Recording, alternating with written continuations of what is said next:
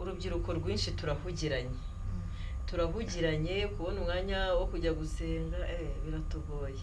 Igihe twakumvise ko tugiye gusenga ahubwo no mwanya tuba tubonye wo kuryama. Ngiye kwiga ijambo ry'Imana no gusenga. None ab'iki gihe ntago mubikozwa. Sinzi ubwo rero urumva uruhande bari kujyamo. Ariko nekereza upfusha igihe ubusa kandi ari ingenzi rwose.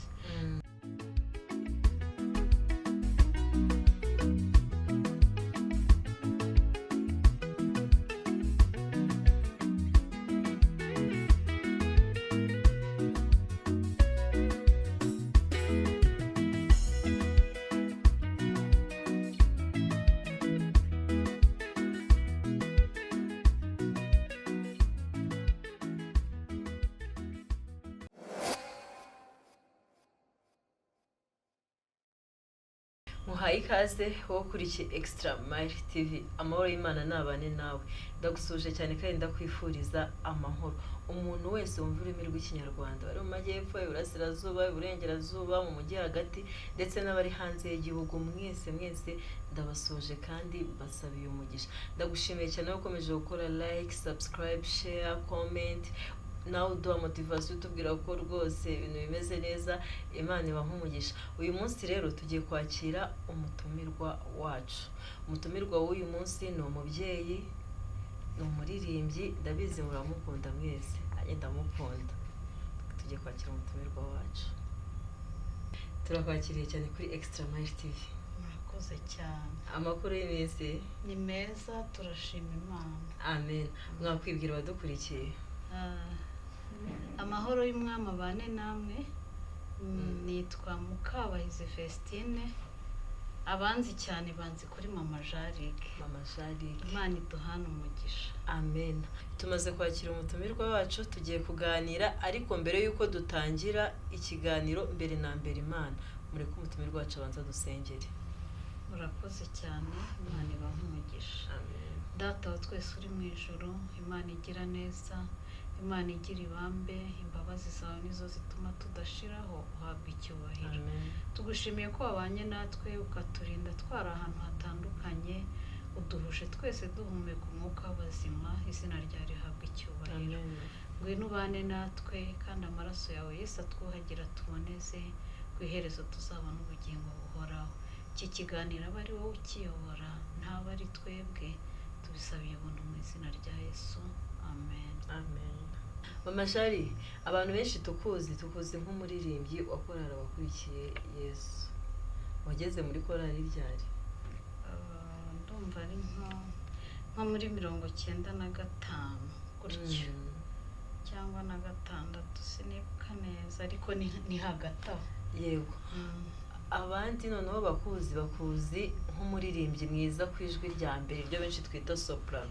Kuririmba byo iyo mpano yikurayo? Iyo mpano ntago nzi umuntu w'iwacu waririmbaga, nanjye nisanze ariyo mfite. Ntago nzi aho nyikomora, ariko ibyo ari byo byose ni ku Mana. Amen. Kandi wabitangiye uri umwana. N'iyi saha uracyaririmba. Ubwo se wumva iyo utaririmbye biba bimeze bite? Iyo utaririmbye numva ndwaye, nta nubwo nabishobora. Ntago njye mba umuririmbyi ari uko nsteginze, oya. Mu rugo mba ndi kuririmba, hari utwo nigana, nuko mbayeho. N'ubu ngubu uracyagira bureberaho? Nawe hari abakureberaho? Cyane. Mfa kuba hari nk'ikintu numva kiri bugire icyo kimarira ku mpano yanjye, mpita nkigana, kandi buriya nta n'umuntu ujya unanira kwigana. Niyo mpamvu byitwa impano. Mama Jari, mu busanzwe uri umubyeyi kandi ugira abana, nabo bagira iyo mpano? Ntago bagize amahirwe yo kuyigira, ariko hariho umwe uyifite. Arayifite ndabizi, uretse ko nyine akanya k'iki gihe ntago bimukundira.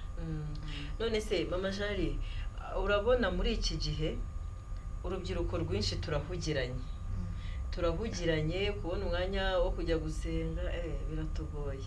Igihe twakumvise ko tugiye gusenga ahubwo no mwanya tuba tubonye wo kuryama, ubona amaherezo twerekeza. Tuzakomeza dutungwe n'amasengesho y'ababyeyi? Oya, icyo kintu ni ikosa rikomeye. Twebwe nk'ababyeyi dufite inshingano yo gusengera abana bacu, ariko hari imyaka ubu ngubu imbere y'intebe y'imanza buri wese azibarizwa. Rero aho mbona urubyiruko rw'iki gihe rurimo rujya ntago ari heza, nahita mu irimbukiro. Kuko niba ubukristo ikintu bushingiyeho bushingiye kwiga ijambo ry'Imana no gusenga, none ab'iki gihe ntago mubikozwa. Sinzi ubwo rero urumva uruhande bari kujyamo. Ariko nekereza ko ikibitera, reba uragira akazi uve mu rugo saa moya, nuva mu rugo saa moya wongere ukagaruka izindi saa 3 z'ijoro. Ubwo buzima uraza kubukora gutyo, none unagera mu rugo urabutegura ibyejo uzakora. Niba utari gutegura ibyejo uzakora, uraba uri kureba filime, uraba uri gusoma ibitabo, ibintu nk'ibyo nyine, ugasanga umwanya wo guha umwanya iby'Imana waburijwemo. Ikintu nakubwira kuri icyo kibazo, hari indirimbo sinzi niba uzivuga ngo upfusha igihe ubusa, kandi ari ingenzi rwose.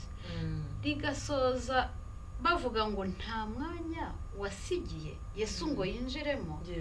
Jyewe inama nabaha, akazi ni byiza, n'Imana ntabwo yishimira abanebwe, ariko nanone ujye wibuka uwo wakuramukije, kuko hari benshi baryamye se hashika bari guha oxygene, wowe urabyuka ukabona biremeye, ugahagarara bikemera. None se warwaye ako kazi wakajyaho? Aho uyorwaye urasenga. None se reka rero twe kujya twibuka Imana ari uko tugize ingorane. Wumve ko ibyo ukora byose imbaraga ufite uzikesha Imana. Ibuka ya Mana. Njye niwo murage naha buri mwana wese, yaba ari uwanjye, yaba ari mwebwe mwese. Icyiza mbona cyabaha amahoro kigatuma n'ako kazi kanyu kagenda neza. Fata umwanya ubane n'Imana, niwe mujyanama, niyo nshuti y'ukuri utagikuva iruhande. Niyo nama naho urubyiruko. Inama duhawe nuko tutagomba kujya twibuka Imana ari uko tugeze aho rukomeye, ahubwo no mu bihe byiza byacu tujye twibuka gusenga Imana, tujye twibuka kuramya Imana, tujye twibuka no kuririmba. Ese amajari nk'umuntu ashaka kwiga kuririmba wamwigisha? Nta kibazo, ndi open nakwigisha, ariko cyane cyane ikintu nabonye, iyo ukora ikintu gikunze banza ukunde kuririmba.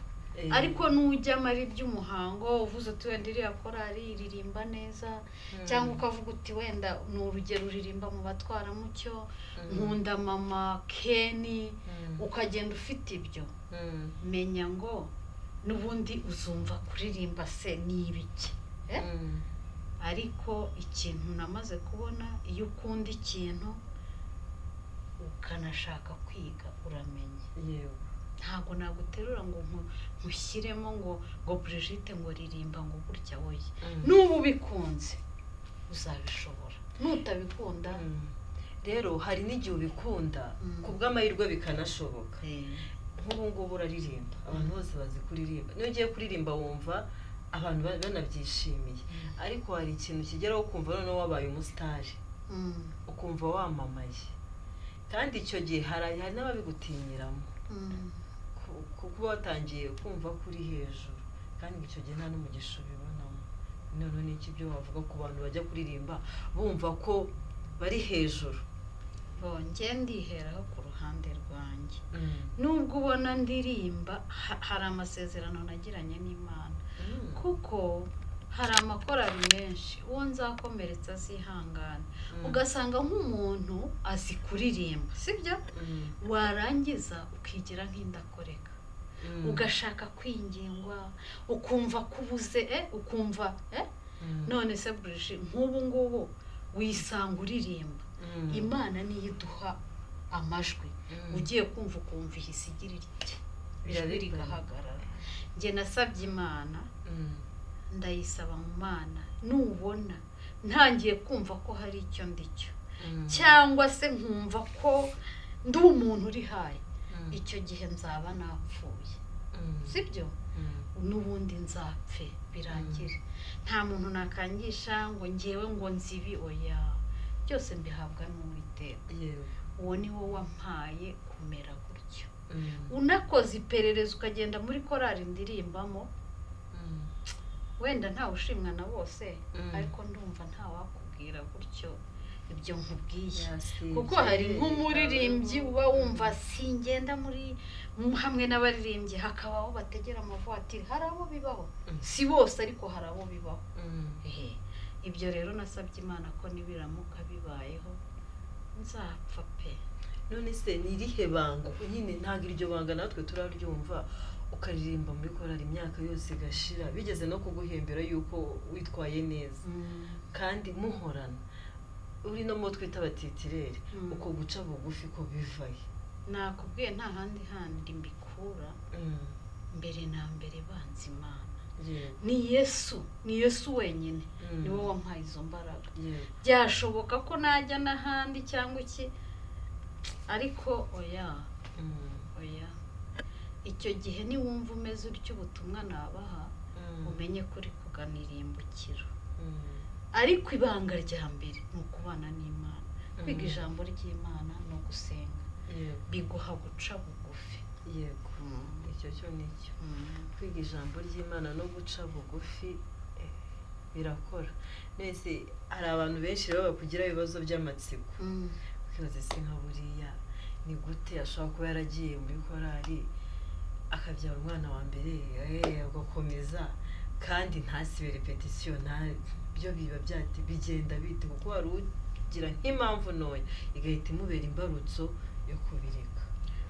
Ikintu cya mbere cyagiye kimpa n'imbaraga,